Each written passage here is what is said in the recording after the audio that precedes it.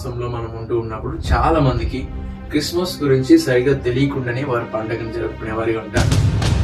Christmas అంటే ఏంటో తెలియకుండానే క్రీస్తుని ఆరాధించే వాళ్ళు చాలా మంది ఉంటూ ఉంటారు.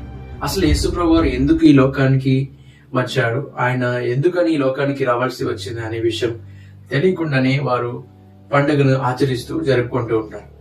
కానీ బైబుల్ ఏం చెప్తా ఉందో మనం చూద్దామండి. మొదటి యోహాను రాసిన పత్రిక 4వ అధ్యాయం 14వ వచనంలో, మరియు తండ్రి తన కుమారుని లోకరక్షకుడిగా ఉండుటకు పంపి ఉండుట మేము చూచి సాక్ష్యం ఇచ్చుచున్నాము.